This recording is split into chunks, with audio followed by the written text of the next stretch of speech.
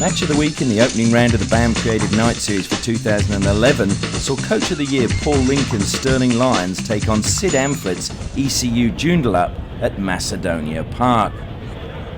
Joondalup were in their familiar navy blue strip, while Stirling wore their traditional red. Joondalup kicked off, and if there was a move planned, it failed miserably, as they simply thumped the ball out of play. It may be a pre-season tournament, but the intensity was there right from the start, as Rick Del Basso's challenge on John Higgins set the tone.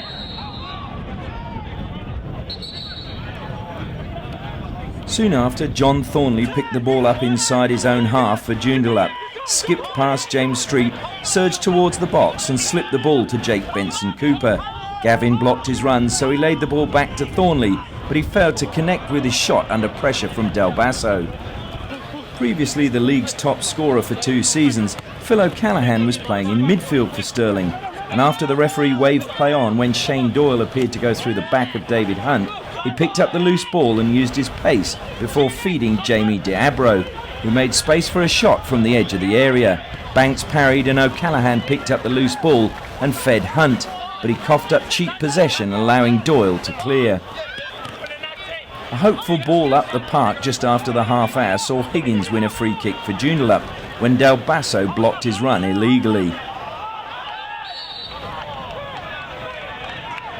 Steins curled in the free kick, but Oliver McGee's header went over the crossbar. Minutes later, Joondalup had a corner, also taken by Steins. McGee was on the end of it, but his effort was blocked, and Edwards nodded the ball harmlessly into the arms of Hugo. Joondalup kept attacking, but Gavin read Benson Cooper's through ball and Stirling were able to counter-attack as Street carried the ball forward before slipping it to Stack. He passed up the line to Diabro, who outpaced Edwards, but pushed the ball too far ahead and Banks was off his line sharply to block. Diabro was presented with another opportunity minutes later, again outpacing the Joondalup defence, but again Banks denied him with an outstanding one-handed save. Banks was in the action again as Stirling started to dominate the final quarter of an hour. O'Callaghan found Hunt on the left, who fed Diabro in space, but again Banks palmed his effort away. Joondalup could so easily have gone in at half-time with a 1-0 lead. Steins fed Higgins on the left before receiving a well-weighted pass back. He eased past Street, but with just Hugo to beat, pushed his shot the wrong side of the post. The second half saw Joondalup start where they left off in the first. Benson Cooper was awarded a free kick at the edge of the Stirling penalty area, despite O'Callaghan appearing to have won the ball cleanly.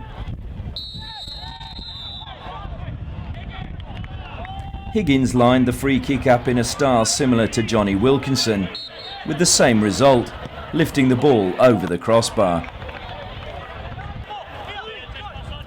The impressive Awada robbed Thornley in the 74th minute for Stirling and picked out Hunt in space on the left. The youngster cut infield before playing a sharp 1-2 with Watt that saw him dissect the Joondalup defence. He then coolly slotted past Banks to give Stirling the lead. An outstanding run and finish by Hunt.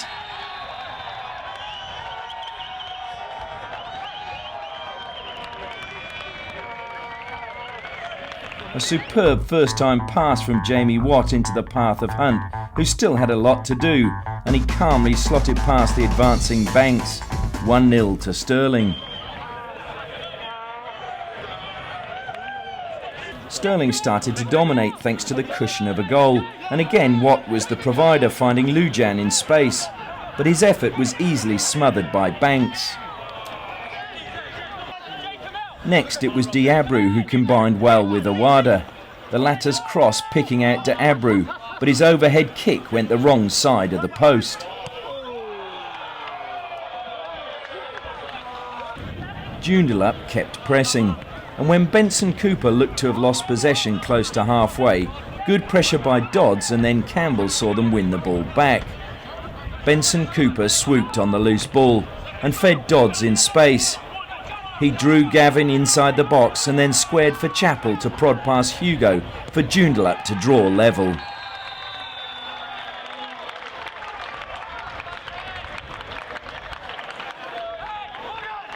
Good awareness by Dodds assessing the situation, drawing Gavin and slipping the ball into the unmarked Chappell to coolly finish past Hugo without breaking stride.